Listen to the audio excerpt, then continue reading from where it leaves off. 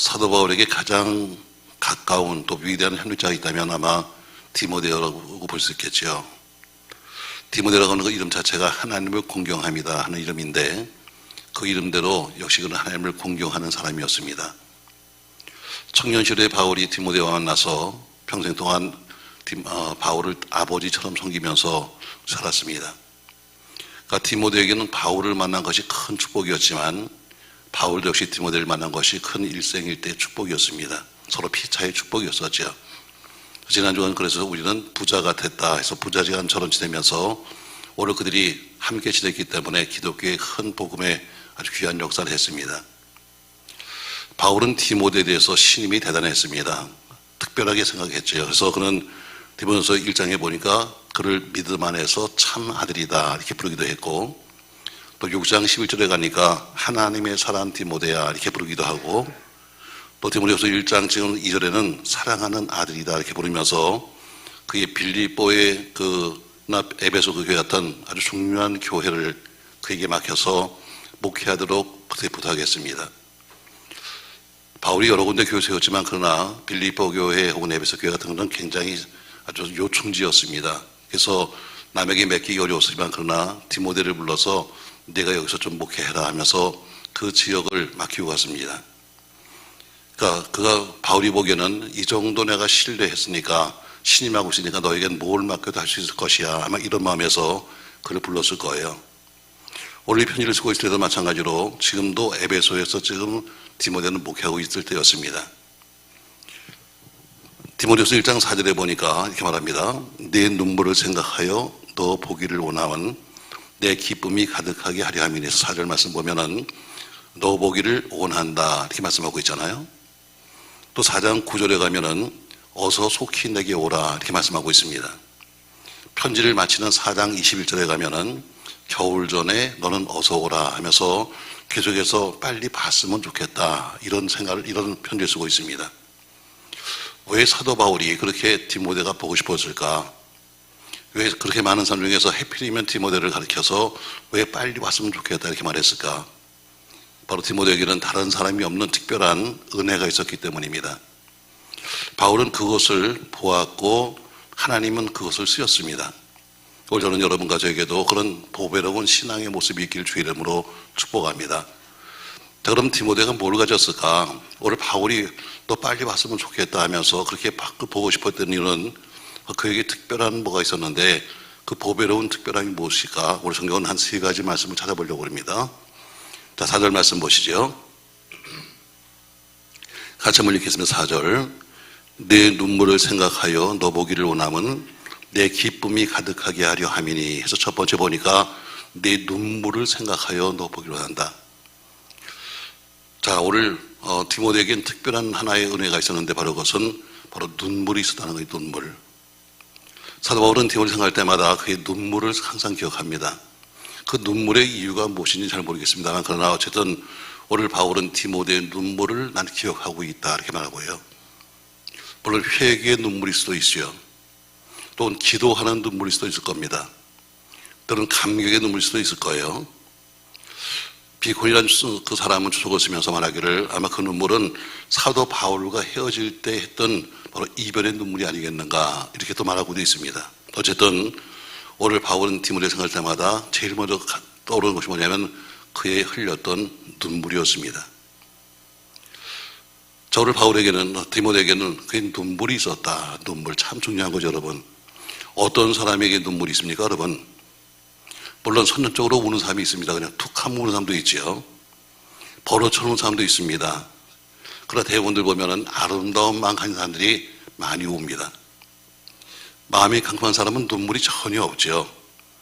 그러니까 우리 목회자들에게도 혹은 성도에게도 필요한 것이 눈물입니다. 그러니까 디모데는 좋은 목회 은사를 가진 거예요. 눈물. 세상에서 눈물만큼이나 호소력 있는 것이 없습니다. 아무리 상대방이 강해도 앞에서 울면 돌이 없는 거예요. 눈물로 호소하면 웬만한 건 다 이루어지고 하나님도 마찬가지로 우리가 울면서 하나님께 그 얘기하면 또 들으실 거예요. 전 여러분과 저에게도 그런 눈물이 있기 바랍니다. 김 집사 하면 눈물, 전 목사님 하면 눈물 그냥 콧물도 안 나온다. 눈물. 오늘 바로 그 눈물이 중요한 거예요. 오늘 바울은 디모데에게 바로 네 눈물을 기억한다는 거죠. 설교를 들을 때도 눈물이 있고 때는 기도할 때도 눈물이 있어야 합니다. 눈물은 사람과 사람 사이 또 혹은 하나님과 사람 사이를 이어주는 좋은 매개체가 눈물입니다. 눈물이 없으면 아주 차갑죠. 여러분 독한 사람 보고 그래요. 바늘로 찔러도 피도 안 나. 이렇게 말합니다. 독한 사람이죠. 더 독한 사람이 있어요. 여러분 눈물 한 방울 안 흘려 더 독한 사람입니다. 피는 안 나도 여러분 아프면 눈물을 흘리잖아요. 그러니까 피는 안 흘려도 눈물을 흘리는데 근데 독한 사람은 아파도 울지 않습니다. 없는 눈물을 짤 수는 없는 거죠. 바로 오늘 바울 디모데가 왜 울었을까? 오늘 첫 번째 눈물을 말하는데 왜 울었을까? 성경은 정확히 어떤 눈물 이렇게 말하지 않지만 그러나 여러 가지 눈물이 있겠습니다만 아마 첫 번째 보면은 회개의 눈물일 거다. 회개의 눈물. 신앙인으로서 가장 기본적으로 것은 회개의 눈물입니다. 과연 우리는 울어본 적이 있는가? 울어본 적이 있는가? 우리가 신앙인으로서 한번 복음을 받아들이면 꼭 통과해야 되는 과정 하나가 뭐냐면 바로 회개의 눈물입니다. 회개가 뭐 여러분 자신의 죄를 뉘우치는 거죠. 깨닫는 게 아닙니다. 깨달을수록 끝난 것이 아니라 깨닫는 건 후회고 깨닫고 뉘우치는 것이 바로 회개인데 깨닫기만 하면 소용없습니다. 나 잘못했네? 여기서 끝나서는 안 되는 거죠. 그동안 내가 잘못 살았다는 것에 동의하는 것이 회개입니다. 자, 잘못 살았다 생각할 때 어디에 미안해로 끝나지 않습니다. 여러분 자기 삶을 돌이켜보면 자기 자신도 아픈 것이고 자기가 아프게 된 삶도 생각나는 거죠. 성경에는 하나님의 백성들이 눈물 흘린 경우가 상당히 많습니다. 여러분 수많은 시편 기자들이 그 생애를 눈물로 살았다 이렇게 말씀해요. 내 눈물이 주야로 내 음식이 되었다 이렇게 말씀하기도 있고 눈물이 침상을 적셨다 이런 말씀도 있습니다. 어떤 요인은 예수님께 향유를 보드리면서 눈물을 흘렸다 이렇게 기록되어 있고 바울은 에베소서 목회할 때 난 눈물로 목회했다 이렇게 말하고 있고요. 흘린 눈물이 대부분 죄가 기억날 때 많이 웁니다. 또 안타까운 마음으로 올 때도 울죠. 근데 대부분 보면 죄 때문에 많이 우는 회개의 눈물이 가장 첫 번째일 겁니다. 그래서 하나님 앞에서 우리가 때로는 통곡하는 거죠. 통곡하면 눈물 흘리는 동안에 때로는 자기 죄사함을 받기도 하고 용서받는 것을 경험하기도 합니다. 그리고 다시는 내가 죄를 짓지 말라는 그런 결단도 하죠. 적어도 이런 회개의 과정을 거쳤을 때 우리는 성도 그리스도인이다 이렇게 말하는 겁니다. 초대교회 교인들이 베드로의 설교를 듣고 나서 마음이 찔렸습니다. 그래서 사도에게 묻습니다. 형제들아 우리가 어떻게 하면 좋겠는가? 바로 이것이 어떻게 하면 좋겠는가 하고 묻는 것이 회개의 눈물입니다. 시편 6편 60절에는 이런 말씀을 하고 있어요. 내가 탄식함으로 곤핍하여 밤마다 눈물로 내 침상을 띄며 내 요를 적십니다 하면서 다윗이 회개하면서 불렀던 찬양입니다. 오늘 아마 정확히 지금 내 눈물이 뭔지 모르지만 그러나 대부분 눈물하면 회개의 눈물을 말합니다. 두 번째 어떤 눈물이 있어야 되는가? 바로 기도하는 눈물이죠. 기도의 눈물이 필요합니다. 기도의 눈물이. 사람은 눈물이 약하잖아요. 울면서 하소연하면 대부분 마음이 움직입니다. 마찬가지로 하나님도 마찬가지입니다. 히스기야가 죽음을 선고받았습니다. 너 앞으로 죽어. 그러나 그는 그 죽음을 선고받고 나서 하나님께 통곡하며 울며 기도했습니다. 하나님이 그것을 보시고 뭐라고 말씀했는가 하면 내가 내 기도를 들었고 내 눈물을 보았다 말씀하셨습니다. 그리고 15년이나 생명을 연장시켜 주셨습니다. 여러분과 저에게도 회개의 눈물과 기도의 눈물이 있길 주의 이름으로 축복합니다. 또 때로는 주님을 사랑하는 사람들이 당하는 고난 때문에 받는 고난의 눈물도 있겠죠. 고난의 눈물. 얼마나 힘들었으면 고난을 받으면서 고난의 눈물이 있을까? 너무나 힘들어서 흘리는 눈물. 욥의 질병 중에서 또 고난 중에서 이렇게 말하고 있습니다. 나의 친구들은 나를 조롱하나 내 눈은 하나님을 향하여 눈물을 흘린다 이렇게 말합니다. 남들은 다 나를 조롱하지만 그런 나는 하나님을 향해서 울고 있다는 이야기죠. 또 시편 40편도 마찬가지로 계속해서 기도하면서 고난 때문에 울었던 그런 다윗의 눈물 같은 경우도 많습니다. 오늘 바울은 지금 디모데가 왜 무엇 때문에 그러는가를 정확히 말씀하지 않았지만 그러나 아마 이런 눈물이 있었지 않았을까. 구약의 선지 에레미야는 눈물의 선지자다 이렇게 말할 정도로 자기 족을 위해서 울던 사람입니다. 이런 여러 가지 눈물이 있는데 오늘 어쨌든 디모데에게는 눈물이 기억난다. 눈물. 그냥 디모데 하면 딱 떠오르는 것이 뭐냐면 내가 울었던 눈물 이렇게 됩니다. 사람마다 갖고 있는 특성이 있잖아요. 누구 하면 딱 떠오르는 게 누구 뭐가 어떻게 떠오르는 것처럼 오늘 바울은 디모데에게 편지를 주면서 제일 먼저 한 것이 뭐냐면 내 눈물을 생각한다 것처럼 오늘 바울은 디모데는 특별한 눈물이 있다는 것이죠.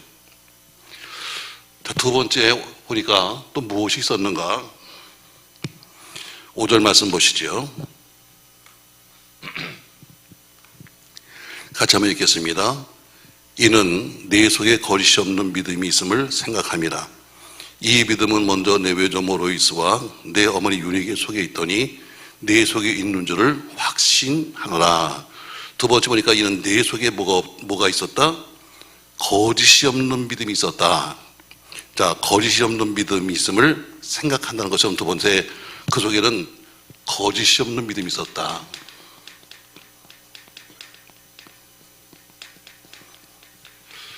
그러니까 바울이 지금 딱 디모데를 보면서 저 사람의 특별한 지금 보배로운 것이 있는데 첫 번째가 눈물이요, 두 번째는 거짓 없는 믿음이다. 오늘 이렇게 말씀하고 있습니다.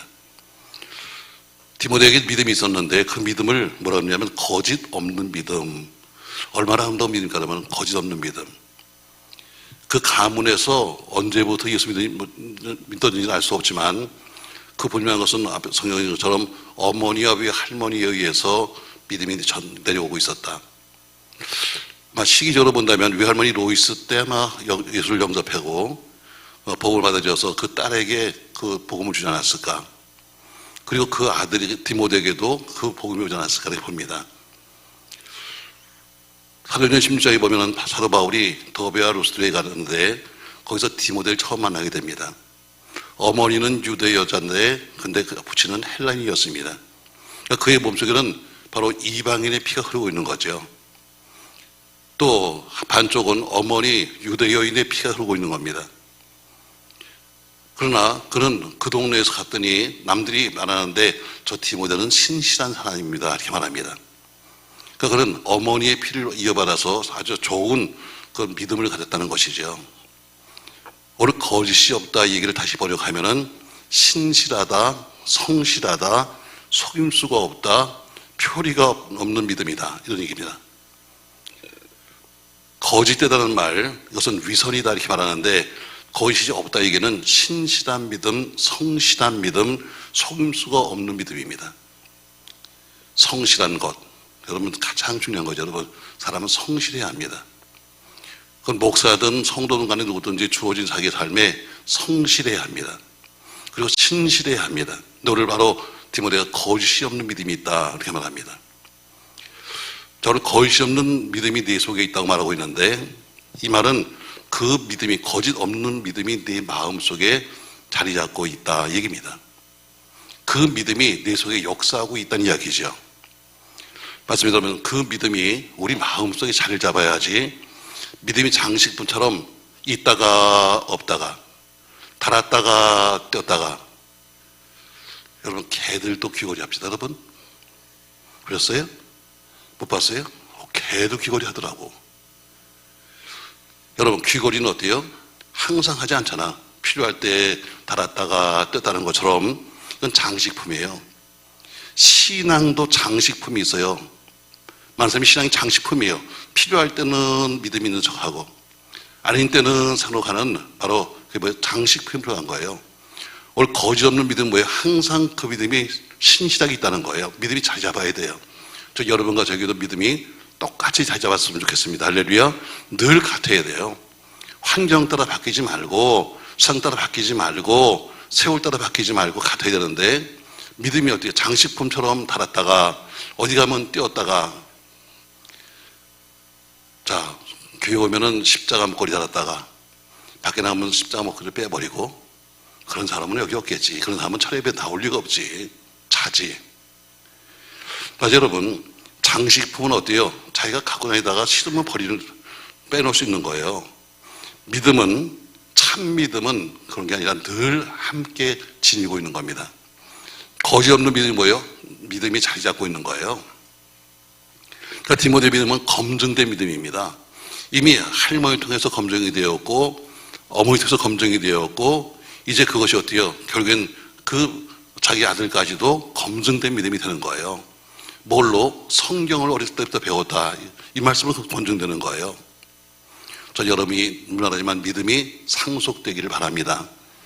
여러분 속에 있는 믿음이 참 믿음이 되어서 그 참 믿음이 자녀들에게 물려져야 합니다. 누가 하나님을 기쁘시게 하죠? 믿음 있는 사람이 하나님을 기쁘시게 합니다. 누가 주의 종을 기쁘게 합니까? 믿음 있는 성도가 기쁘게 합니다. 뭘 사주는 성도가 아니라 믿음 있는 성도가 목회자를 기쁘게 하는 거예요.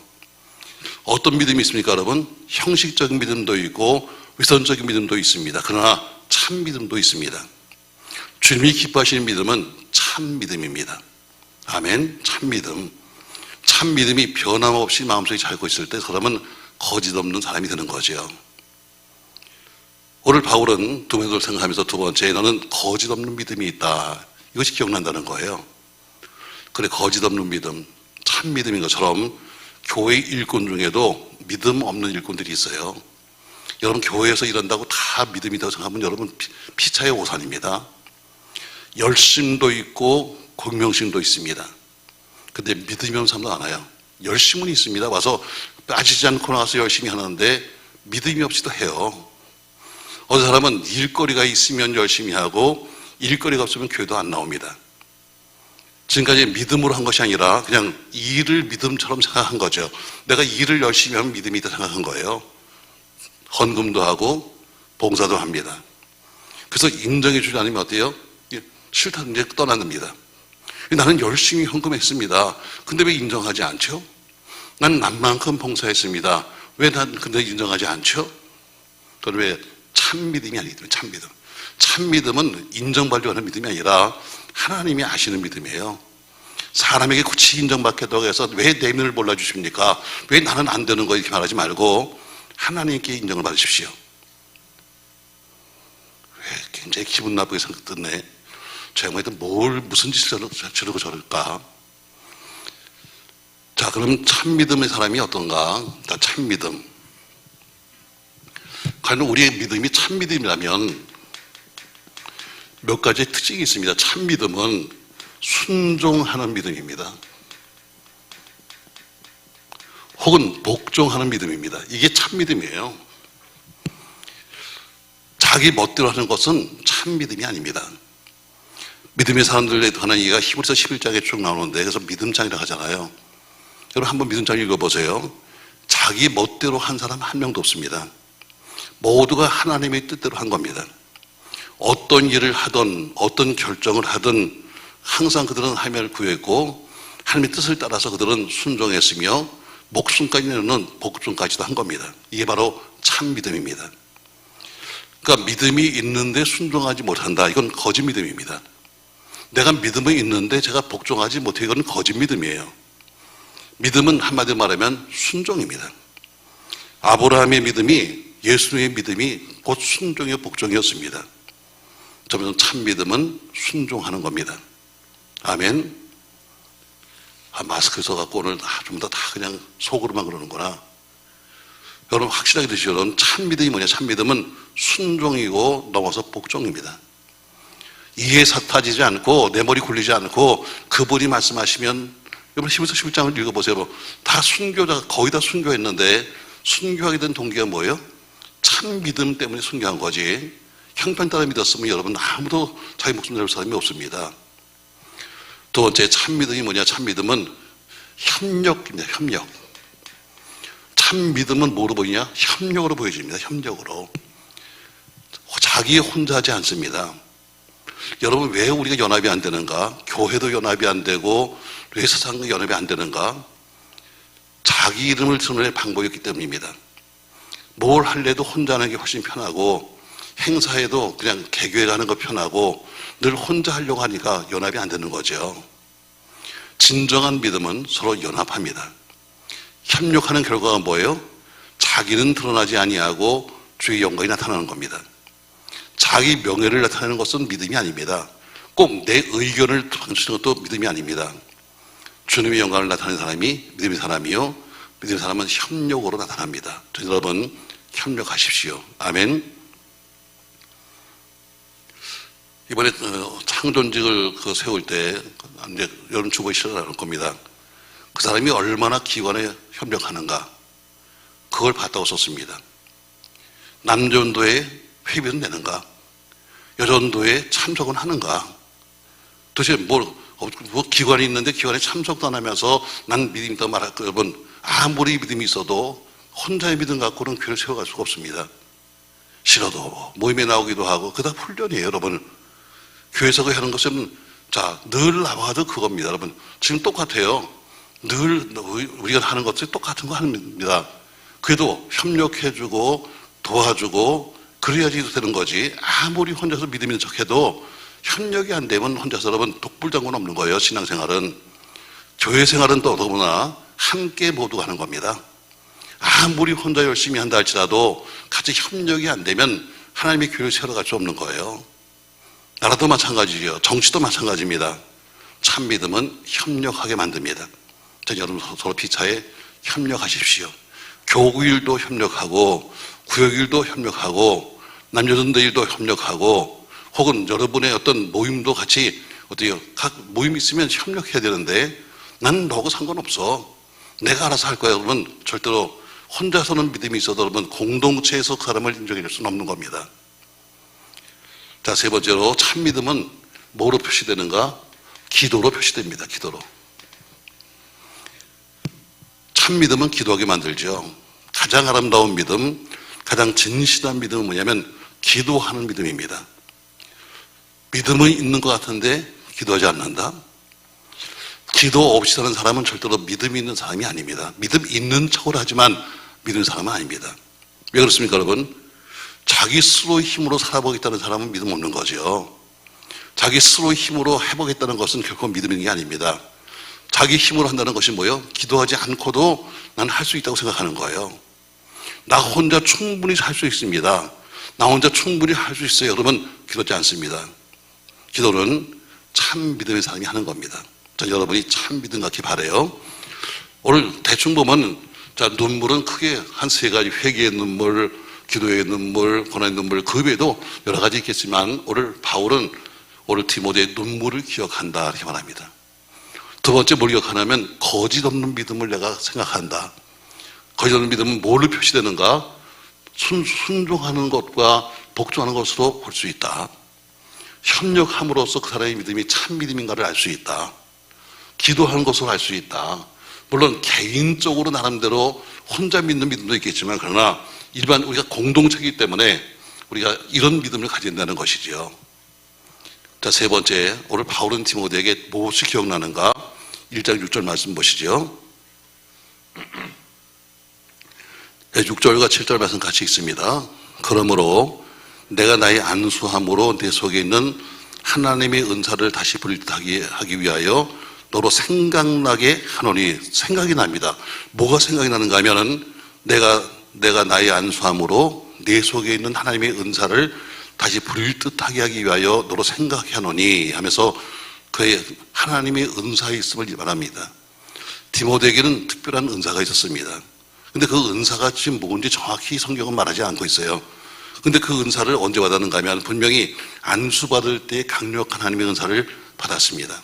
그래서 오늘 말하기를 내가 나의 안수함으로 네 속에 있는 하나님의 은사를 다시 불일듯하기 위해서 널 생각한다 이렇게 말합니다. 그 사역하기 전에 사도 바울을 또 혹은 다른 사람을 통해서 안수받았는데 안수받을 때 하나님의 능력이 임하기도 하고 또 안수받을 때 주의를 감당할 수 있는 큰 능력을 받았습니다. 근데 문제는 과거에 디모데가 능력이 있었는데 그 은사를 받았는데 그 은사가 지금 식어가고 있다는 거예요. 그 은사가 지금 식어가고 있습니다. 그래서 뭐라고 하냐면 너로 다시 불일듯하게 하기 위해서 이렇게 말합니다.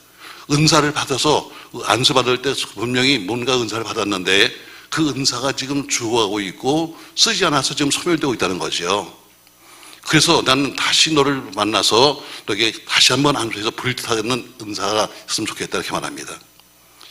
여러분 주변에 은사가 있는 사람이 있으면 잘 활용해서 하나님 영광에 쓸 수 있도록 격려하고 용기를 줘야 합니다.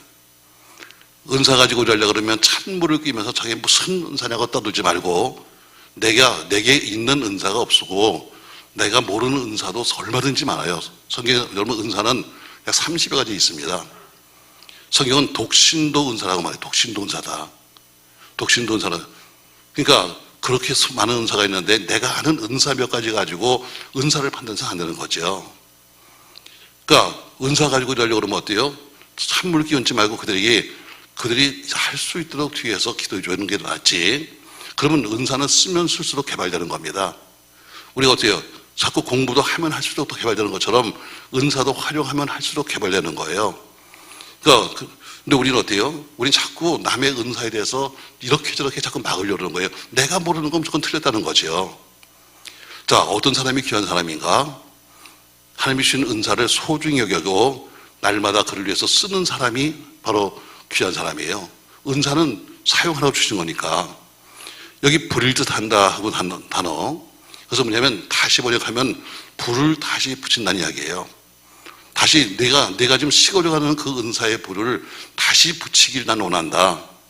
은사의 생명을 불어넣어서 이제 가슴이 뜨겁게 다시 한번 일했으면 좋겠다는 마음으로 소멸돼가는 은사, 그것을 내가 다시 활용했으면 좋겠다. 오늘 이 얘기입니다. 모든 게 불이 붙으면 동력이 생깁니다. 힘이 생기면 앉았던 사람이 다시 일어나서 갈 수 있는 거 아니겠어요? 오늘 바울은 지금 이 편지를 받고 있는데 에베소에서 받고 있어요. 근데 에베소에서 목회하면서 지금 굉장히 힘든 목회를 하고 있는 거예요. 지금 바울은 지금 디모데 편지인데 굉장히 디모데가 에베소에서 힘든 목회를 하고 있습니다. 그래서 오늘 어떤 사람은 이 디모데 후서를 쓰면서 디모데가 지금 목회에 힘이 빠졌기 때문에 이 편지를 써서 용기를 두고 두려움 속에서 벗어나게 하는데 목적이 있다. 이렇게 말하는 사람도 있어요. 왜 오늘 뒤에도 보면 그런 말이 나오거든요. 지금 디모데가 목회하고 있는데 에베소 목회가 쉽지 않아요. 그러니까 어려워서 지금 힘들어하고 있는 그에게 지금 나는 네 은사가 다시 잘 활용됐으면 좋겠다. 이렇게 편지를 쓰면서 또 두려워하지 마라. 뒤라는 말이죠. 하면서 그렇게 그 목적을 썼다는 것이지요. 사실 에베소 교회는 젊은 청년 디모데가 또 그것도 지금 효녀라 디모데가 목회하기 쉬운 지역이 아니었습니다. 그래서 7절에 보니까 이어서 이렇게 말합니다. 하나님이 우리에게 주신 것은 두려워하는 마음이 아니요 이렇게 말합니다. 왜? 목회가 두려웠습니다. 왜? 바울도 떠나버리고 지금 젊은 사람이 목회하고 있는데 또 남들은 어떻게 수시로 저 사람이 지금 저 나이 어린 사람이 무슨 목회래. 또 저 사람 혼혈은 아니야. 여러 가지 이유 때문에 지금 힘들 거예요. 그러니까 그에게 주신 것이 뭐냐면 하나님이 주신 것은 두려워하는 마음이 아니다 하면서 오늘 하지 말라고 말하고 있습니다. 자, 우리를 두렵게 하는 것, 우리를 소심하게 만드는 것, 우리를 무력하게 만드는 것은 하나님이 주신 것이 아니다. 다시 말해 이것은 너의 은사를 지금 쓰러뜨리려고 하는 바로 마귀가 하는 짓이다. 우리 이렇게 말하면서 은사는 내 선물이니까 너는 그것을 가지고 불이 뜨기를 난 바란다. 우리 이렇게 말하고 있습니다. 자, 오늘 바울은 디모데에 편지 쓰면서 남들이 가지지 못한 디모데의 특별한 세 가지를 생각한다고 그래요. 그러니까 오늘 바울은 편지 쓰면서 제일 먼저 디모데 하니까 생각이 나는 것이 뭐냐면 첫 번째가 눈물이에요. 눈물. 참 눈물은 강력합니다. 제가 평신도 때 섬기던 교회 목사님이 참 잘 웁니다. 난 그분에게 참 많은 걸 배웠어요. 그분이 벌써 수십 년 전인데 그때부터 칠판을 쓰셨으니까 그때 한 40년부터 그분은 칠판을 쓰셨습니다. 칠판을. 전 그때부터 이제 그분한테 저렇게 하는 거구나. 왜? 저는 어디서 신앙생활을 해본 적이 없으니까 그냥 그분에게서 쭉 배운 것이 뭐냐면 목회는 저렇게 하는 거네. 근데 그 목사님은 특징이 우는 겁니다. 그냥 설교를 시작할 때 울어. 다른 말 들을 것도 없이 그냥 은혜가 되는 거야. 왜? 다른 말 들을 것, 왜? 목사가 우니까. 내가 다른 걸 많이 배우려고 했는데 내가 그걸 못 배웠어. 아무리 울려도 잘 눈물이 안 나. 눈물은 사람 마음을요, 감동시켜요. 그 설교 내용이 뭔가를 파악하기 전에 물론 그분은 설교를 참 잘하셨습니다만 설교 내용을 갖다가 우리가 하기 전에 어때요? 앞에서 목회다가 벌써 성경을 읽으면서 우는데 굳이 거기서 교인이 무슨 뭐 다른 말 할 게 아무것도 없는 거예요. 눈물.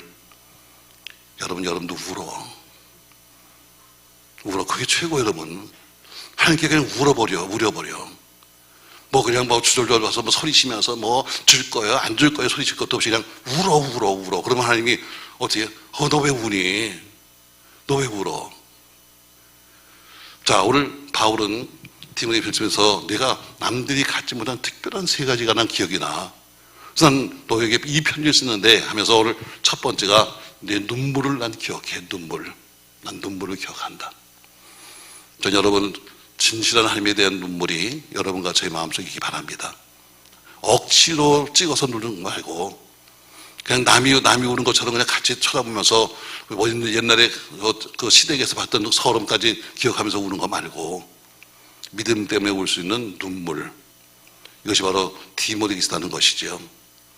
두 번째, 너의 거짓 없는 믿음이 나는 생각난다. 그 참 믿음이죠. 거짓 없지 참 믿음이죠. 물론 개인적인 믿음도 있습니다만 참 믿음엔 그러나 우리는 공동체 생활을 하기 때문에 그 공동체에서는 적어도 참 믿음은 이렇게 나타납니다. 순종하는 겁니다. 순종. 아브라함이 믿음의 조상이라고 하는데 뭐가 잘한 거예요? 그건 순종하고 복종한 거예요. 나중에 자기 아들까지 드리라 했을 때도 어때요? 그 말씀에 아멘 하면서 드릴 수 없는 것을 드리고 살았던 것처럼 바로 믿음의 참 믿음은 뭘 나타나냐? 바로 순종과 복종 나타나요. 순종, 복종. 이게 빠져버리면 참 믿음이 될 수 없는 거죠. 내 생각만 나는 거죠. 내 생각. 두 번째는 협력입니다. 협력. 참 믿음은 서로 협력하게 만들어요. 내 것만을 주장하지 않습니다. 내 생각만을 말하지 않습니다. 서로 협력하게 만들어요. 여러분 피차에 여러분 협력하십시오. 구역에서 협력해주고, 여러분 구역 장일이 얼마나 힘드십니까 여러분? 항상 연말 되면 항상 전화가 올 때마다 두려워 죽겠어. 목사님 아시잖아요. 나 좀 빼주세요. 이런 사람이 나타날까봐 아주 걱정이 많아요. 오직하면 모르겠어요 여러분. 오직하면 구역원들이 얼마나 속을 새기면 어떤 분한테 문자 보냈습니다. 남전도에 모인다고 갔는데 남성군 예배 갔는데 매일 1명입니다. 매일 2명입니다. 이게 구역입니까? 하고 나한테 문자 보냈더라고요. 연말에. 요새. 그러면서 말입니다. 누구는 주일밖에 안 나오는데 장로가 되었고, 누구는 못 했는데 본사가 되었고, 세세히 나한테 보고하시더라고요. 그럴 때마다 괴로워요. 왜? 다 어쨌든 제가 세웠는데 남들이 어때요? 이 사람은 뭐가 어떻고, 이 사람은 뭐가 어떻고, 이 사람은 뭐가 어떻고 그렇게 찍어서 나오는데 정말 괴로운 게 많아요. 어떻게 장로님이 주일날 한 번 나오는데 장로가 됐냐? 여러분 괴로운 얘기 아니에요 여러분? 어떻게 이 사람은 이런데 어떻게 뭘 시키냐? 참 나보다 더 잘 알더라고요. 여러분 공동체는 협력해야 돼요. 아무리 자기가 믿음이 있어도 우리는 혼자 믿는 게 아니잖아. 교회는 혼자 믿는 게 아니잖아. 같이 믿기 때문에 거기서 어때요? 내가 할 말 좀 줄이고. 나 이번에 처음 알았어요. 뭐 이번에 보니까 우리 능력교회에 백설공주가 5명이 있대. 5명. 난 그냥 어느 사람이 하는 설교소에서 들어가고 했는데 보니까 누가 그러더라고요. 맞습니다 하고 왔어요. 5명의 이름까지 딱 써가지고 우리에겐 5명의 사람이 있습니다. 참 별 사람이 다 많아요. 여러분 누굴까? 난 이름만 안 할래. 근데 5인방이 있대. 5인방이. 그래서 내가 들어보니까 정말 그런가? 물론 그 사람 나름대로의 판단이겠죠. 서로 협력합시다. 여러분 협력. 목회도 협력이 돼야 되는 거고 혼자 못해요. 또 구역장도 마찬가지로 협력이 돼야지 하는 거지 혼자 아무리 하고 싶어도 구역이 안 움직이되나요? 전도도 마찬가지. 아무리 전도자가 떠들어도 여러분 전도 움직이지 않으면 못하는 거 아니에요?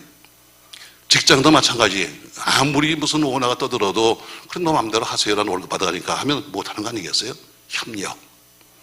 바로 참 믿음의 결과가 뭐냐면 협력이에요. 여러분 피차에 협력하십시다. 세 번째 보니까 어때요? 기도로 나타납니다. 누가 뭐라고 해도 그 참 믿음은 뭘로 나타나냐? 기도로 나타나는 거예요. 기도로. 전 여러분 평가는 함이 하시겠습니다만 그래도 우리 교인들이 서로 바라보면서 저 사람은 기도하는 사람이야, 저 사람은 뭐 하는 사람이야, 여러분 다 평가하잖아요. 저 여러분이 꼭 어디 가든지 다른 건 다 못 들어도 그래도 그 사람은 기도하는 사람이야, 꼭 이 얘기는 꼭 듣길 바랍니다. 집에서 하면 하실 거예요? 그거는 평가는 하나님이 하셔요. 그러나 인간이 바라보면서 어때요? 서로가 서로 바라보고 있으니까 아, 그분은 그 기도해요, 이렇게 평가가 돼야 되는데 그게 안 되면 여러분 참 서로 피차기 힘든 거예요. 자, 오늘 바울은 디모데에게 넌 거짓 없는 믿음이 생각난다 말해요.